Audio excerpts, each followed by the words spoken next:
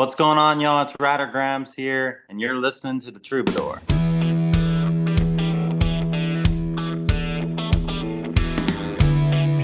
The Troubadour with Jared Pete Guile and Carly Evans.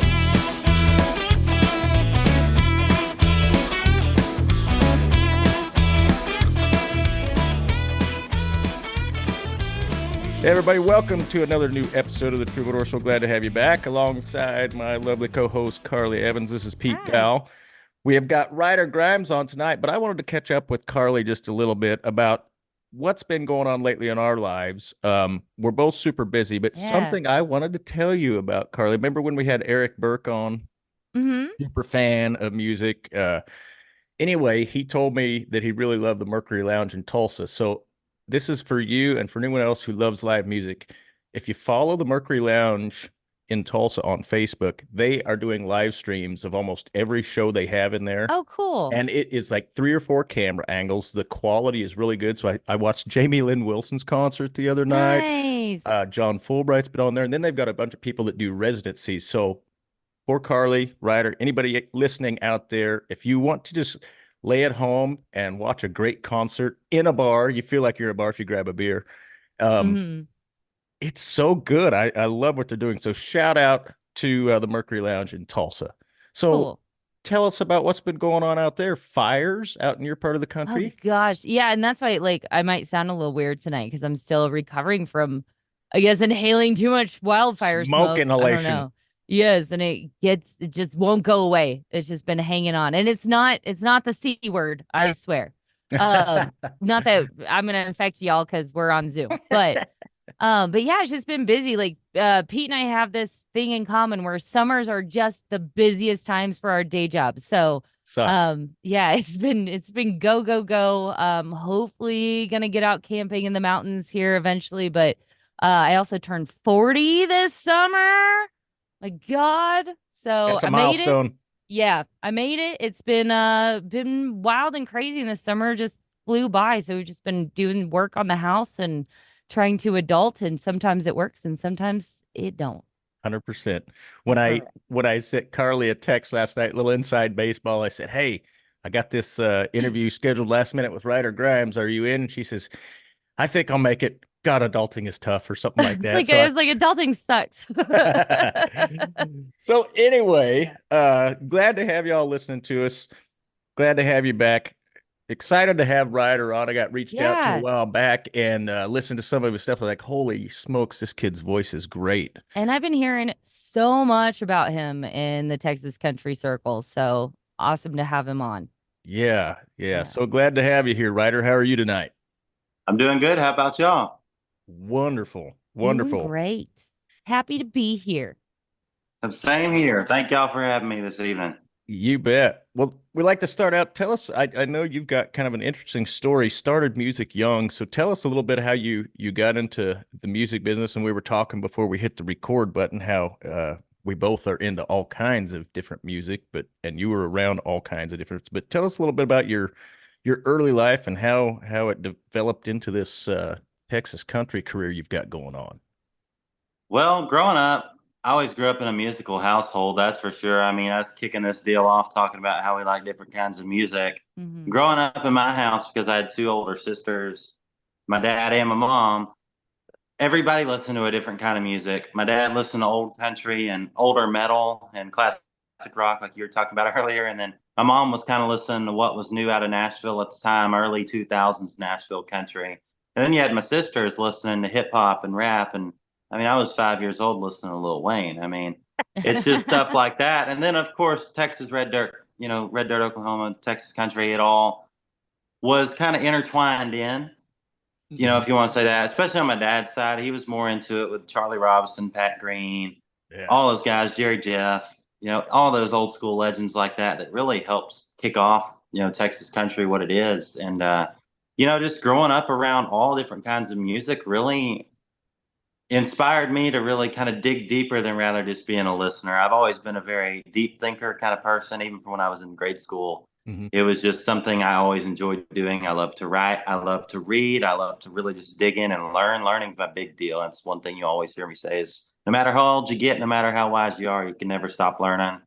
So I just really dug into music. I just have to add to that because that's kind of one of my mottos. I always say, like, the minute you're done learning in the industry that you're in, Yep. be done.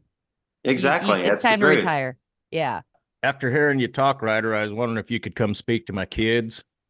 Man, it's taken a lot of learning to get there, but I had great teachers in school. I went to a little community school, private school, like not private school like most people would think, like private school as in there's 150 kids here. And like it was just a family, and I had good teachers that really taught me well. A lot of inspirations that, got my mindset to where it's at. But I just really took that mindset I had in school and put it to music. And I just really started digging deep into music. My dad played guitar, sang on the weekends, just did kind of the cover band, but still just did it for fun, but enjoyed every minute of it. And that's where I really got my first experience with live music, if you want to say that.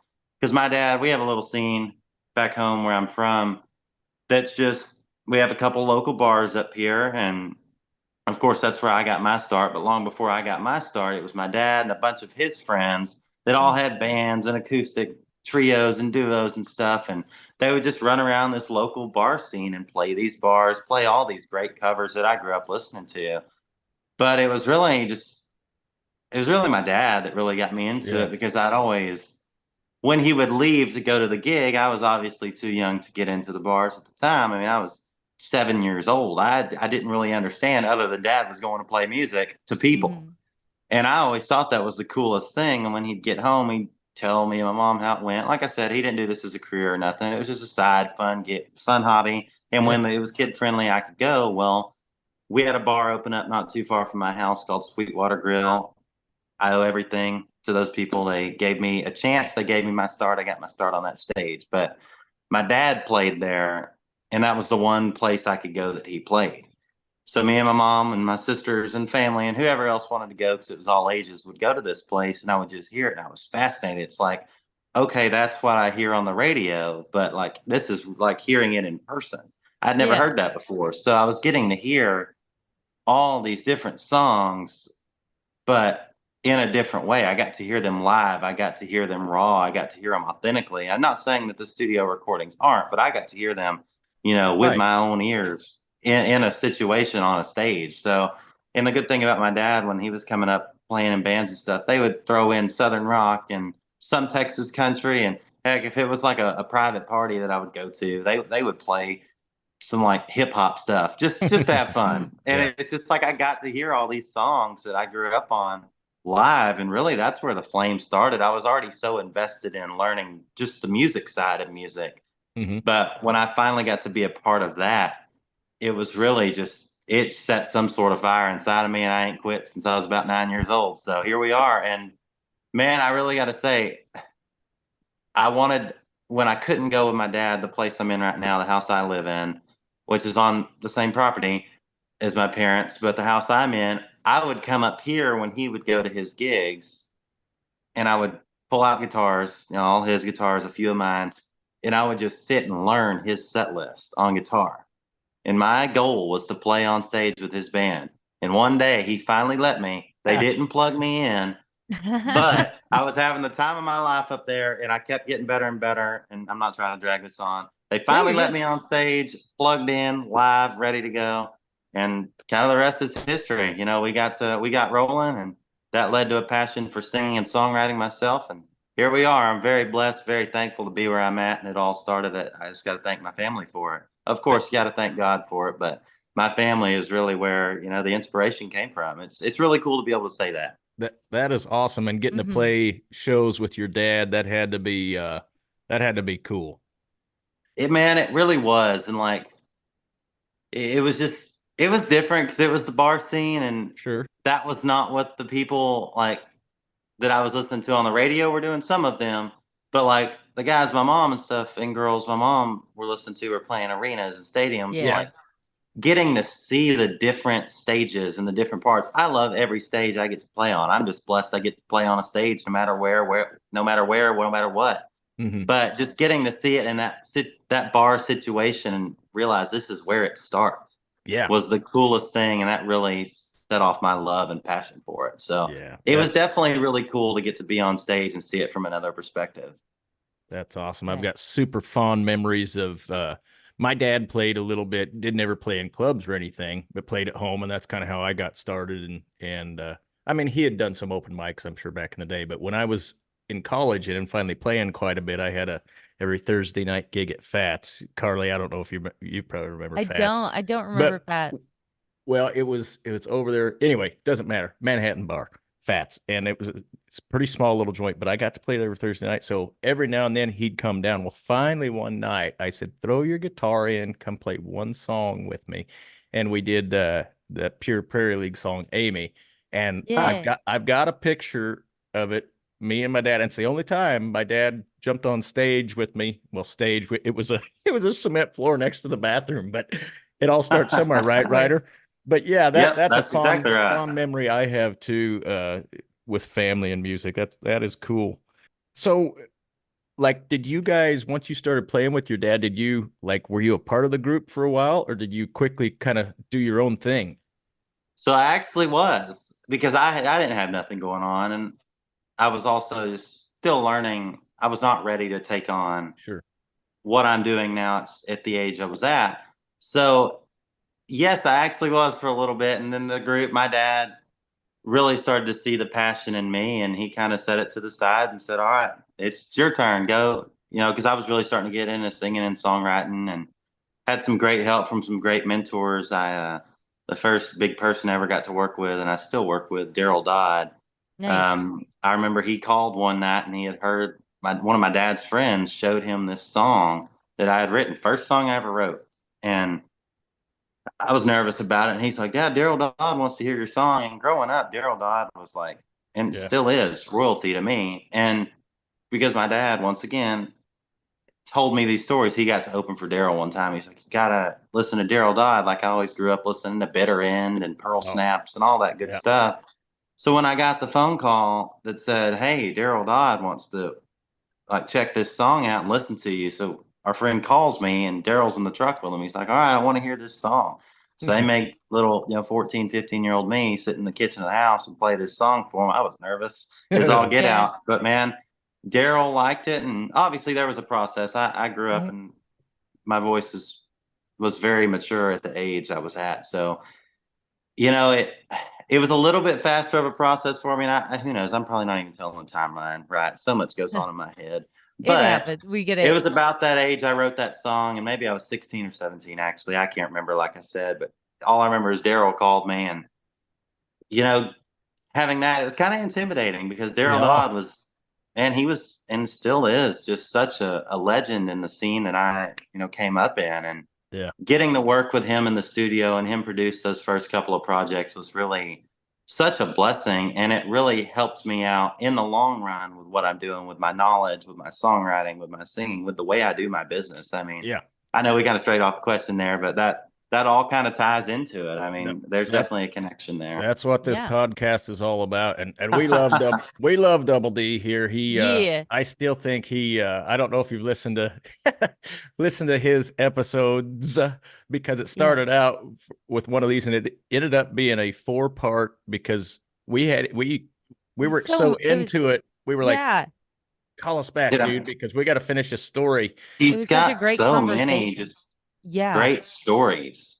I mean, it's so cool. And he's been He through, does. and another shout out to Texas Toast, our buddies down there, the Texas Yeah. Toast podcast. They just released a video podcast with Daryl. So go check that out. I haven't watched the whole thing Yeah. yet, but I'm sure that is awesome, because with his stories and the way they produce their podcast and videos with old Kyle down there, I'm sure it's Yeah. awesome.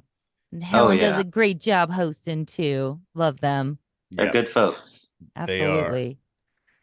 So you've got a new EP dropping on August 23rd. It will probably have been dropped by the time this episode goes to the internet, folks. So it's probably out there right now. You can go check it out, called Echoes of the Dial. Tell us a little bit about this record and this project, where you recorded it, produced it, who produced it, and all that good stuff.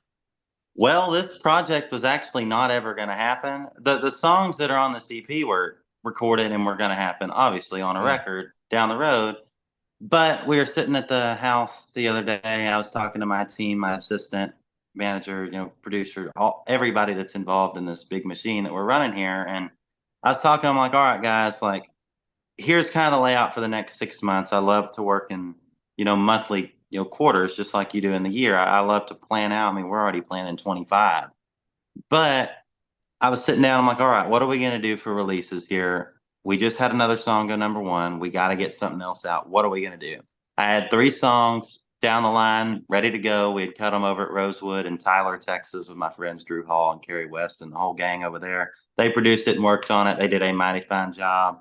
I'm ready for y'all to hear this new stuff. But I mean, basically, and what I mean by it wasn't supposed to happen is we were not going to drop an EP. Mm-hmm. And then I remember we were just sitting there talking. I'm like, all right, you know what? Like, looking at what's going on with the numbers, the statistics, and all that. Yes, we're getting the radio success, but what is Spotify looking like as well? What is Apple Music? What is all your streaming services looking like? So I said, you know what? I think the people want more music, and people were starting to get a little ornery. They were ready for more music. I'm like, you know what? I've got these 3 great songs that I'm very proud of, very honored to be a part of, recorded, ready to go. Let's just drop them. There's a 12-song album coming. I'm going to go ahead and say that it's coming early next year. We're working on it. We're about to jump back in the studio and do that. But yeah, I was really just kind of sitting around talking to the team, and I'm like, you know what? They've been waiting too dang long. Let's give them 3 songs to hold them over at least. Because, I mean, you can only listen to one song so many times. I mean, if you're like me, I feel like musicians are a little bit different like this. I can sit and listen to a song 45 times in one sitting. Yeah. Because I'm that way, because I'm a musician, I will break down that whole thing. But most people, they'll listen to one song, they may come back to it. They'll come back to it because they're fans of it or fans of you. But I feel like you got to feed them a little bit more, especially because I don't have as much music out as a lot of people. So that was kind of the thought process behind this. I said, you know what? Rather than one song, we'll give them 3, make them happy, give them some good stuff, and give them a little glimpse of the future, what we're working on. I'm very proud of this next project we're doing. It's definitely a new chapter in my life, my songwriting, my maturity in my songwriting, maturity in just all aspects of this project, musically, vocally, all that. Yeah. It's been a grind the past 2.5, 3 years. I've been doing this for over, well over 11 years now, 10, 11 years, but really just actually doing this as a career, 2, 3 years max. So it's really a cool process to watch. Releasing music is one of my favorite things, not only because it's an art of mine that I'm proud to show y'all people, but it's really just, it's always it's a game. It's a guessing game. It's like, all right, I'm about to put this out. It might be a little bit different than this, but let's see how the people react to it. And that's one of my favorite parts about it. And I'm super excited for this new music to come out because I really think it's going to be a turning point for sure. It's a little different, but it's me, and that's my deal. I'm all about uniqueness. I'm all about being myself, and that's what I feel like this project is. Not that the other projects weren't, but I'm just turning the page. I'm to write the next chapter of the book. So that's what we're doing with this one. Yeah, you can't any good songwriter, any good person isn't going to be the same person they were 2, 3, 11 years ago. So, so if it was always exactly the same, people start to worry about you a little bit. And also, being genuine is such a huge part of country music, but especially in the Texas country scene.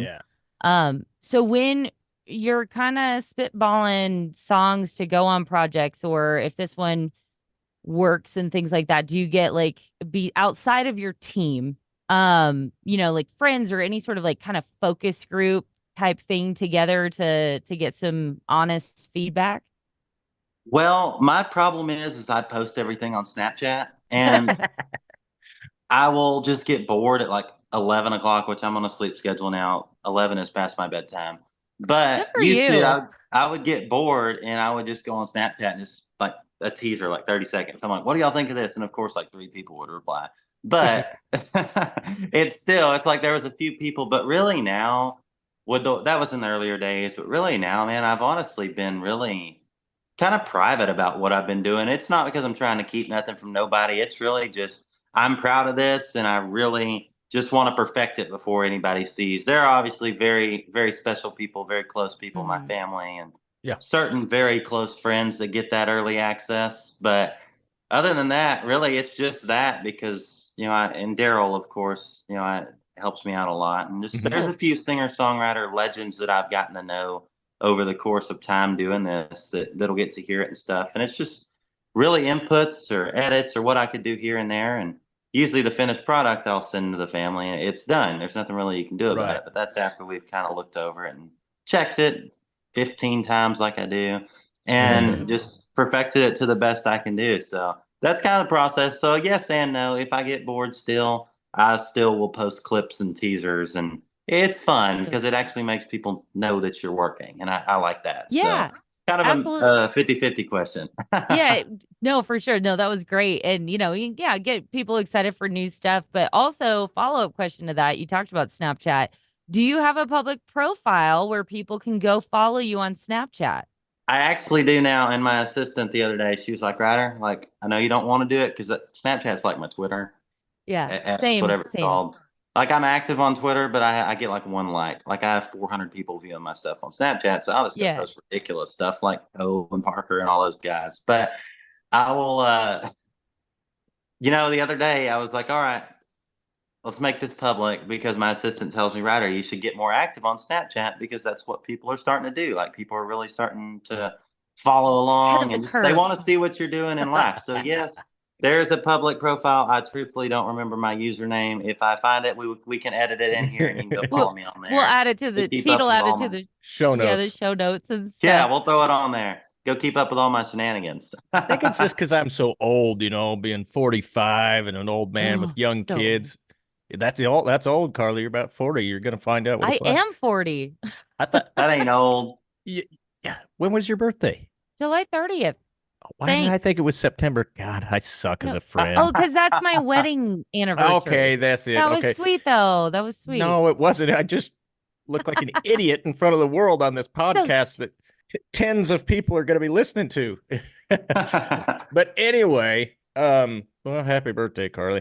No, Thank I'm an you. old man, and Snapchat is the new rage, and for some reason, I just keep going back to Twitter and Facebook. So I need to get with the times. I know, but Truthfully, Snapchat is the only one I actually know how to use in its entirety. Like, it is the easiest social media to use. See, I'm just the opposite. I'm Facebook. I could do some Facebooking. But I'm a wizard on Facebook. If you get me on Instagram and TikTok, my team begs me. They're like, Ryder, you have to post. I'm like, I don't know how.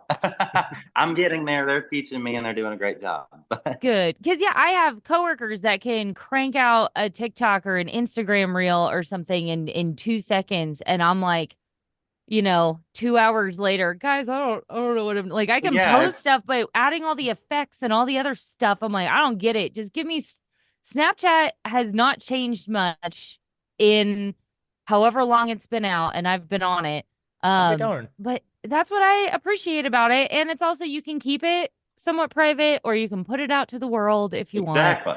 Well, that's like the other day, my assistant, or not my assistant, my hair people.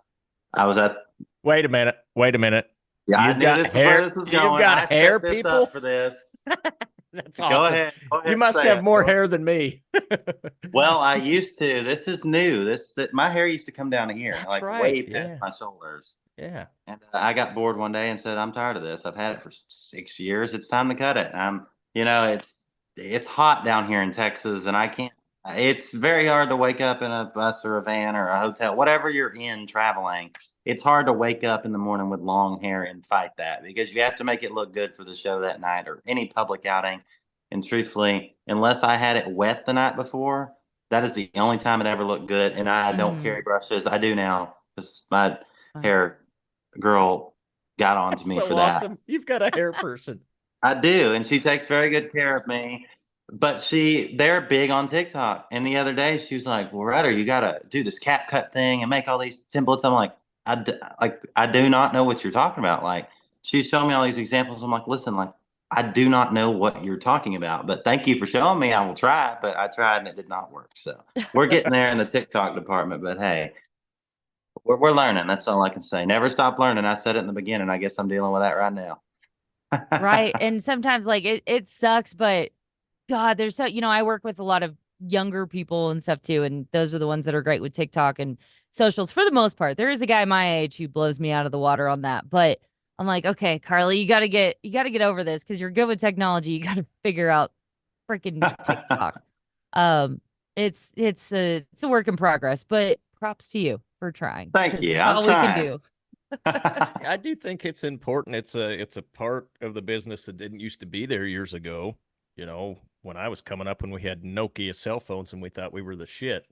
The But snake. Yeah. but yeah, I mean, it's a part of the business now. You got to have a presence there. I mean, Oh, it's crucial. if you don't, I'm not saying you won't find success, but it'll be a longer process Hard. and all that. So definitely good. Well, speaking of success, you've had some pretty good Yeah. success on the T3R charts. Tell us about your singles that charted and where they made it to. Well, man, it all started, I think we dropped our first single in 2022 to Texas radio. Just going to give the radio thing a shot. We had never done it before, and I had Daryl Dodd producing me and great radio team and all that. And we sent this song out. I was nobody. I was a newcomer. Like, who is this guy with long hair and very straight white teeth? Like, who is this guy? And the long hair got asked about frequently. That was like they knew me from my hair when I cut it off. They're like, "Okay, who are you?" Yeah, I what love them happened? all. But yeah, it was a shock to the world. But anyway, when we dropped this song, I was this new guy on the block. Nobody knew who I was. I was just glad to be here. It was just an honor to even see my name on the charts with all these incredible artists, people I've looked up to, people I've gotten to know and be friends with. So it was really cool to just even have a song on this chart. And I remember going through that process of just pushing our first song up the chart and it was blowing up the charts. I'm like, okay, like what's happening here? Like, I didn't know. I was just a new guy, just thankful to be here, thankful that I was accepted here. And it was just blowing up the charts. And the last week it was on the charts, it hit number 8. My first single ever from somebody that was a newcomer was all the way at number 8. And it was such an honor. And it's still an achievement I'm very proud of. I don't know how it happened. All I can thank is the good Lord above for letting it happen and blessing me with the talents to do this. But other than that, it's really just, it started off with Velvet Chains hitting number 8. And then In My Boots, the second song we dropped, went up to number 1. It was our first number 1 on our second single. And it's stuff that blows my mind daily when I think about it, because I shouldn't have it. I don't deserve that right now. I mean, people have been doing work for 10 years and haven't gotten that. And I do feel bad about it sometimes. So I'm like, man, I don't deserve this. And I remember, it's hard work. I've been working hard to get this. So we dropped the song that started me and Daryl's relationship, 8 Seconds at a Time, back in, it had already been out, but we sent it to radio back in November-ish. No, January, my bad. Little off. Well, we sent that to radio in Blurs January. together after a while. I Yeah, get it. for real. It just strings together. We sent that on the radio in January, and this was the first song I'd ever written. I didn't know what it was going to do. It went to number 1. It fought very hard, but it did go to number 1. I got to sit up at the top of the charts with some of my heroes, and it was such an honor just to be beside such names that I've looked up to for so long. So definitely some success on the charts. I'm very proud of it. I'm very thankful of it. I have a fantastic team behind me that has helped me get there. You can never do it alone. So it's a real blessing for sure. I love the radio game. I love all my radio friends. They've been great to me. They've really taken me under their wing and just treated me like family when I was the new kid on the block. And now I feel like I've been here forever. So they've treated me very well. All the artists and friends I've made doing this have really just taken me in, have accepted what I'm doing. And it really, really makes me happy to just be a part of such a big family. I love it. It's definitely a good one to get started in and get rolling in for sure. Absolutely. It is a big old family. Who is doing your radio promotion? I'm working with Austin Radio Promotions, my old buddy Greg Austin out there in Abilene, Texas, out there in the dust. Greg? I haven't gotten to talk to that man for a minute, but hey, Greg. He's a good one. He's a good man. He is. We've kind of ridden this wave together. Loyalty's a big deal here, and just the people I've had on my team have been so loyal to me, and they have stuck it out with me in this journey that we've been on. And it's really cool to get to work with the same people I started when I started this, and to still be working with them. I love that kind of stuff. I love loyalty. It's a big family. Let's keep it like that. When did you get to the point where you're like, I need a team around me? You've talked about, hair people and obviously radio promoter and your assistant and all that. So how did that come about? Where did you get to the point where I need people, and how'd you find them?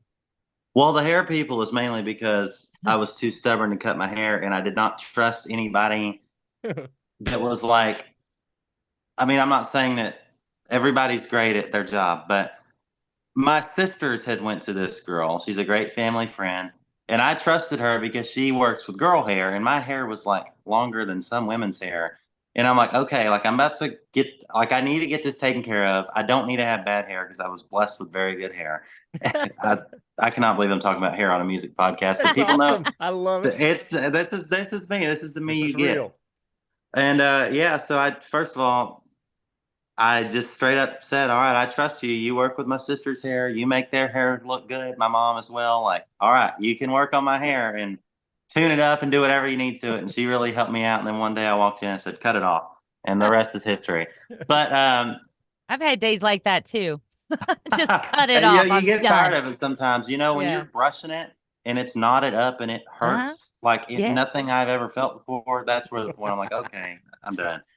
Anyway, as for the other parts of my team, it's kind of the same deal. I mean, obviously getting into this, it's hard when you first start because you don't know really anybody unless you've been a background. I do have a background in music, getting to know Daryl at such a young age and just having so many friends at a young age that played in the Texas and beyond scenes for country music. I knew a little bit more going into it than than I would have if I wouldn't have known those people. But still, it's you got to learn and know what you need. And I'm very hands on in my business, and I've always looked up to Toby Keith as an inspiration of just how he ran his business and what he did to maintain his business. And he was always a part of his business, and that's my biggest deal. I love to be a part of my business, no matter what. Even if I do have booking agents and assistants and a manager and all these people, I still love to be very hands on what's going on. But truthfully, I was so hard-headed about that for the longest time. I had these fantastic, and have still, these are the same people. They stuck it out even through my hard-headed years. Not saying I'm still not hard-headed, but they stuck it out through my real hard-headed years. But I had these great people that I just grew these relationships with. And as it started getting busier, I started feeling like I was drowning with my own work because I would not say, "Hey, I need help. Like, help me, please." Because Mhm. I was not trustworthy enough. Like I did not trust people enough, even though I trust these people with my life. They're some of my best friends and just have been my best mentors in the world. And so finally one day I said, you know what? I'm going to listen to these people that have my back and that have had my back and actually ask for help. So I just asked them. I find positions of what they have backgrounds in. I'm like, all right, like my assistant, she booked me for a long time and helped me out for a long time and still, just helps me out with everything I do. I'm like, all right, well, you're good at this. Would you like to come on and take on this role as this part of my camp? And she did that. And my manager, Taylor, has been a big part of that. He's up in Nashville, and that was kind of a deal. It was just a God deal for sure. It was just we met and became friends, and that's what he does. He manages artists, tour manages Reba and Gabby Barrett for a full time job, and then Nice. manages as well. And that's just how it starts. You make these relationships with these people, you grow to trust them. Yes, should I have listened probably about a year earlier? Absolutely. But hey, I'm very thankful that I didn't because honestly, it's panned out really great. And I love everybody I work with and just everybody that's a part of this thing. It's like I said earlier, there's no sole person in team. It's all of us together, and you got to really just find that established group of people that are going to push you to the next level. And that's always been my mindset since the start. And I've found those people, and they've done a great job. So that's kind of the story of where that comes from. Just loyalty and just let's all ride for this brand together. That's where my mindset comes from with the people I have, and I've found people that are like that. So I'm very thankful. Yeah, you certainly have to have people around you that you trust and get along with well, because like you said, you're building a career and building a business. So stubbornness sometimes can bite you in the ass. So it's a good thing that you've got people around you Oh that you yeah. trust and that. So you did. I don't know if you want to talk about this too much, but you said there might be a 12-song album coming out in 2025. Do you want to leave that for the next episode or? Oh, we can talk about it. All I'm going to say is these songs that you are going to get a sneak peek on the 23rd when these songs are out. It's going to be different in a good way. It's going to be different just for strength of song, just Mhm. music, musicianship of song, just all of that. Now, I've had great musicians and great teams on all of this, but you have to grow and eventually change and all that. And we're kind of in another growing. I feel like you grow every album. That's always been something I've looked at from other people's perspective, seeing guys I've gotten to know that have made it in the Texas scene and made it outside of the Texas scene, from Nashville. Like, it's just seeing them and the way they grow every album. That's how I feel like this is the album. And, Randy Rogers has been a big inspiration. I've gotten to know him as a friend and stuff here lately, but like, I feel like this is kind of my roller coaster moment. Like, Roller Coaster is one of my favorite albums of all time for songwriting, for music style, just for everything. And when I was starting to write this next one, I'm not done with it yet, but I'm still writing it. And really, it was just seeing Randy, like, listen to the first Randy Rogers album. It's fantastic. Then listen to Roller Coaster. It's like these guys grew up even more. And it's like, that's kind of at the stage I'm at. Like, all right, my first stuff, it's great, but I want my next stuff to be even greater. And that's where I'm at with this one. It's taken a little bit longer to get out than I like, but that's what I'm willing to do for quality songs and just quality, a product, because this music's going to last forever. My goal, and I say this to everybody, is that I want my music to outlive me. Look at Willie Nelson, look at George Strait, look at Merle Haggard. Well, Willie's one of the few that's still alive out of that crew. Yes. And it's well, just George is still alive. George is still here, but I just heard Willie and I is immediately gravitated to Willie because it just cracks me up. All my other heroes are dying off and dead, and not Willie's Willie. Still kicking. He's still kicking. Well, that was me. I mean, Merle Haggard was my first inspiration, and between Merle and George and Willie and all that, look at that catalog of music. Long after those guys are gone, it's still going to be known and it's still going to be around. Oh, hell yeah. And that has always, lately, has really been my inspiration. It's like, write music that people can listen to when you're dead and gone. Write music that will last and that people can relate to for the rest of their life. All of my heroes did it, whether it's Randy, Wade, Daryl, Charlie, Kent Finley is a big inspiration of mine. Keith Gaddis, anybody like that, Dean Dillon, obviously, and just all those songwriters. I could name hours worth of list for that, but just all those guys, listen to those songs they wrote, man. They were so good and all that. And just really lately, I've been getting into the history of songwriting. I've been spending a lot of time at Cheatham Street Warehouse, getting to know the history of Kent Finley and the songwriter that he was, and just getting to know Randy and getting to know the songwriter that he is. And just those type of people has really inspired me to step up my game. It's like, these are the people I want to be like as I get older, as my music matures, as my writing matures, as my career matures.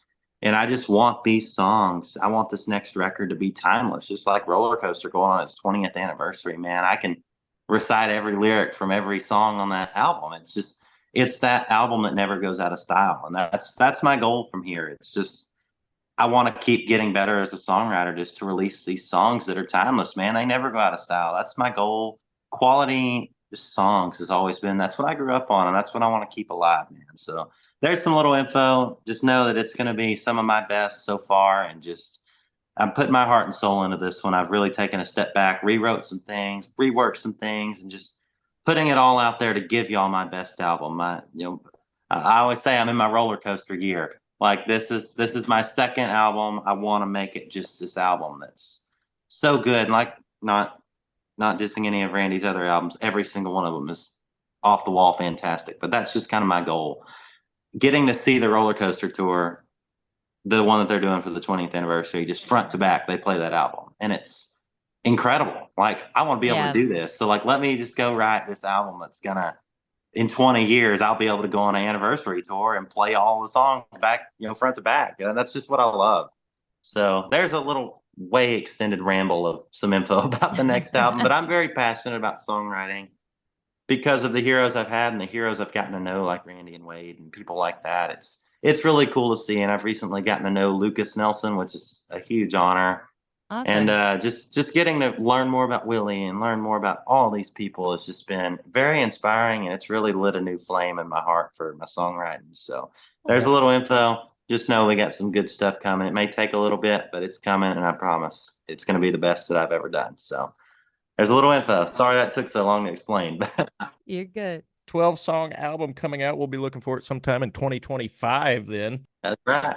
Like I said, as this episode is going to air, go check out Ryder's EP Echoes of the Dial. It dropped on August 23rd, 2024. Ryder, if you've got time, before we end the interview, I've got a little portion of the show I like to call the Rig Rundown and Random Question segment. Are you up for this? All right.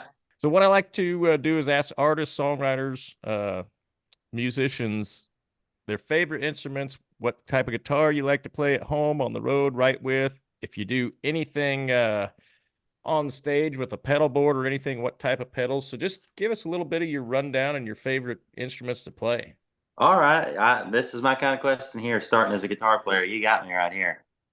But my main two stage guitars, I have a J45 custom shop that I play. And then there's a shop in Rockwall where I'm from, where I was born at, that opened quite a few years back now, but it's some dear friends of mine, the Morrisons. It's called Morrison Guitar Shop. And the main guy's son started getting into guitar work. And man, I walked in the store one day and he built this acoustic. This dude's like a wizard, this kid is. And he's obviously grown, but he's a kid compared to his dad. And, his whole family was guitar luthiers. I didn't know that until I sat in the shop for 2 hours and listened to him talk. But they had this acoustic guitar that his son had built, and I played it. And it was one of the most incredible instruments I've ever played. And he's like, yeah, I'm gonna start doing more of them. This was probably 3 years ago. Well, about 3 months ago, I walked back in the shop and I said, you know what, Brett, I'm doing it. I'm getting one, because he had finally released a line of them. They were starting to sell them. There was only a few in each batch, but they had the one I wanted. It was a triple O 28 Martin style guitar. Mm-hmm. The little, I call them little acoustics, baby acoustics, because they're a lot smaller than your typical dreadnought. I went in there, I played 3 chords on it, plugged it into their little sound system to make sure I liked how the pickup, because he wires his own pickups too. That blew my socks off, and I said, I want it. So that's my main acoustic right now on stage, is the Morrison, and then I have the J45 as backup, and then we have a couple more that stay in the vault. Electrics, I keep a couple tellies. I keep a Nash custom shop telly in there. Call it the Quail Caster, because the previous owner, my good buddy Miles Myers, he plays for Josh Ward. We traded guitars in Houston. I had a gold top he wanted. He had the telly I wanted. We just swapped before the show, and it's got 2 little Quail stickers on it. So that's the Quail, we'll call it that. That one stays on the road with us, and I have 2 matching Sunburst tellies that go with it. So I have 3 Sunbursts on the road. And as for pedalboard stuff, this could come across separate ways to a lot of different people. We don't run amps on stage. We're all modelers. I'm running a Kemper stage, which is the pedalboard version of the big Kemper. Guitar player's on a Helix. Utility player, steel player is on a Helix. Bass is sometimes a quad Cortex, sometimes just the typical Mark Bass DI. So a lot of quiet on stage, because I'm big on that. I love loud stages, but I grew up on a loud stage, and now that we have the high-tech in-ears and the cool rigs and all that, we have that luxury of being able to run the digital stuff and hear it in our ears really well. For a while, it was a struggle doing it with wedges. So I would run amps. I have amps. I have Bad Cats and Fender Bassman and all that good stuff, vintage Bassman, and just, man, I love guitar gear and all that. But lately, it's been a lot easier, because at our stage in the career our band's at the stage in the career we're at, we do like 50-50 support shows and then headliner shows. So sometimes it's a lot easier to do some of these support shows and just have my tech throw the Kemper on the ground. It's a lot better. It's just quicker. It makes it quicker, and it's a lot easier. I love me a real amp. I will die on that hill. But it has been a lot easier to just throw the modelers on the ground and have those real amps we know and love dearly modeled into a computer, and it still sounds the same. Yeah, they're getting so good anymore with the amp modelers that I run one on my board and don't carry an amp anymore at all, because it's just, well, I'm lazy for one, so I don't like to carry any more shit than I have to. But yeah, I've got one of the little the Strymon Iridiums, and those are great. That's what I started with. Yeah, it works pretty good. So for what I need, I mean, I'm not tearing up any lead or anything. Don't need to. So well, that's what I had an Iridium for a long time. I still play in church, and it's nice to have the Kemper for that too. But what I like about my Kemper is at a push of a button, I can go from my acoustic channels to my electric. I just don't have to have a bunch of stuff. I'm a very kind of neat person. I really like my stage clean. I'm a sucker for clean stages. Like, if there's even a cable that is like that crooked, I will go up there and fix it myself because I've gotten to be that way because I don't like to trip. I'm a big Yeah. person, and in boots, I'm an even bigger person. And Lord, when you trip on a cable or get wrapped up in cables, there are videos all over the internet of me somewhere. I don't ask for them because I don't know where they're at, but of me getting twisted up in cables and things. And, it's all fun and games, but at a point, you don't need that because I don't want to fall off the front of a stage. I've fallen off the back of one a long time ago, but I do not want to fall off the front of one. And I know that it was coming if I had the clutter. So I'm like, you know what? We're fixing this. No more clutter. Yeah. And man, it's been nice for sure. I Well, bet. cool. Yeah, I'm all about no clutter either, if I can help it. Now, the end of the night after a few beers and I'm loading up the trailer, it looks a little different. You wouldn't think Everything's Oh a little yeah. cluttered. you wouldn't think I'm a no Yeah. clutter guy then. Well, we just changed that because we just had a new front of house / production manager come on, and he's like, "Listen, like this trailer, it ain't gonna look like this." He said, "This trailer is gonna be the same every night." I said, "Yes, finally, somebody's gonna hold me accountable to actually go out there and do that trailer right." So now, every night when we load out, our trailer looks the same and it's all organized and locked in. I'm like, "This is nice." Yeah. But yes, because my dad taught me that. He was like, "You don't." When we were playing in the bars, he's like, because we had to load the sound system and all that. Like the trailer was way more full. And he's like, "This trailer better be the same every time." And we would get out there and load it ourselves, and it would be perfect. It may take an extra 30 minutes, but man, that trailer was spotless and everything was neat. And I think that started my obsession with that. Yes, after, whether some guys have had a few too many after the show and we're all trying to load up, we all want to get home, obviously. We're tired, ready to go home, hotel, whatever we're doing. Sometimes that trailer you just throw stuff in there. And I finally said, guys, we're kind of downsizing, but we're upsizing, but it's in a way where everything's organized. Like, just let's do this. Take 10 minutes. We're good. And lately, that's what we've been doing. So it's been real nice. Good. I'm very guilty of just throwing stuff in the trailer, and then when I get to the gig the Oh, next me week and it's too. all over the place. So, okay, well now how about the random question segment? What I do is take a random question generator and just pick out three. Bring it And on.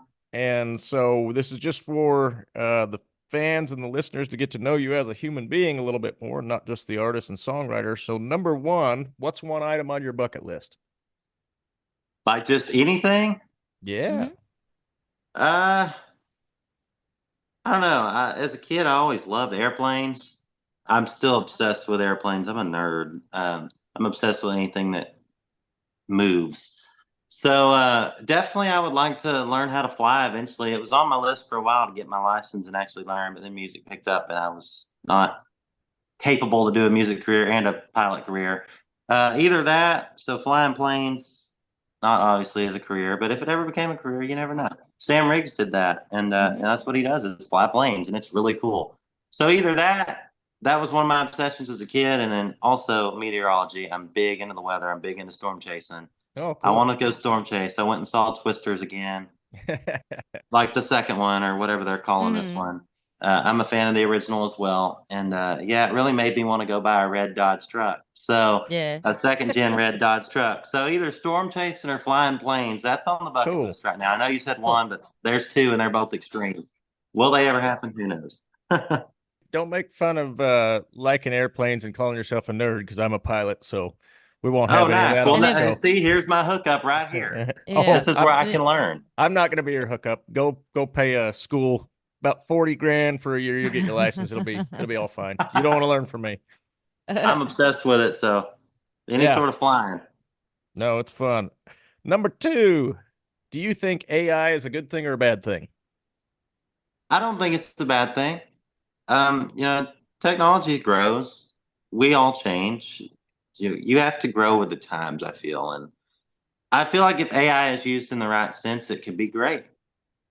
Yeah. It's not generated enough to write heartfelt songs, and I truthfully don't think it will ever be, because heartfelt songs, they come from the heart. And you just know you can feel a song. And I feel like that's something you can't replicate with a machine, and you will never be able to, no matter how advanced it gets. But some of the AI artwork, it's great. And then obviously, a lot of people have asked me about the Randy Travis thing with the AI. And truthfully, I feel like that's great. I feel like it's great. He gave his blessing, his approval on it. I feel Yeah. like they used it for the right reason. And I have opinions on it. I'm not trying to start no arguments, but I feel like like using AI to bring back like George Jones or Keith Whitley, that's where I would kind of have a problem with it because there's no approval. There was no blessing by the artist to Yeah. do that. Yeah. And I feel like there's a difference between what Randy did, and I love Randy Travis and his wife. They're fantastic people. And I feel like there is just something different about that because he was there, he was a part of it, he approved it. And I feel like that is okay, but yeah. I said as long as the artist has a say, it's probably cool. yeah, and I completely get that. I mean, Randy's passion is music, and you can tell that by just the love he shows for it. And I feel like that gave a new life to that. So I was very intrigued because it was different. I mean, hearing that they used that AI on a song, it blew my mind. Yeah, and that's one thing that's a little scary about it to me is the capability of it. It's pretty amazing what it can do. But anyway, yeah, I think it's a toss-up question. I wouldn't have been surprised either way. If you would have said it's a bad thing or it's a good thing. Yeah, there are a lot of ways. I don't want to go too in depth because I don't want to make people mad because people get mad very easy.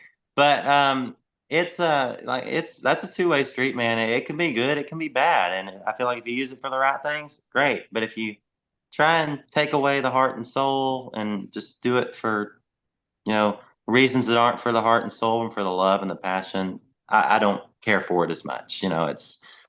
Don't take away the art that we have built over hundreds of thousands of years, probably. No, understand completely. All right, number 3 and the final question. What's the worst injury you've ever had? I was literally telling my trainer this morning. He's like, you got any injuries or have you ever had any? And thankfully, I've only fractured a wrist, and that is the only thing I've done. So let's hope to keep it that way. And that is why I sold my dirt bikes and have been very, very calm. The only thing I do is I hunt and fish, and that's about it. You can get hurt doing it, but I just take extra precaution. Yeah, just don't shoot yourself. You'll be fine.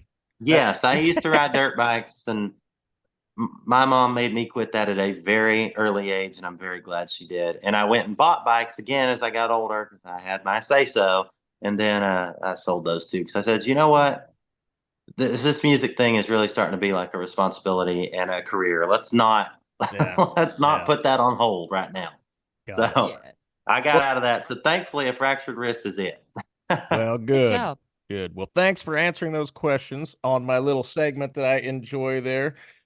RyderGrimes.com, everybody. Go check it out. He's got an EP, Echoes of the Dial, that dropped on August 23rd, and he told us a little bit about a record that'll be coming out in 2025 with 12 songs on it. Ryder, thanks so much for joining us tonight here on The Troubadour. We really appreciate it.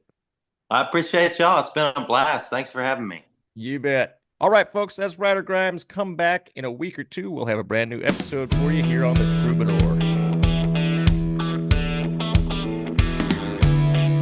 The Troubadour with Jared Pete Guile and Carly Evans.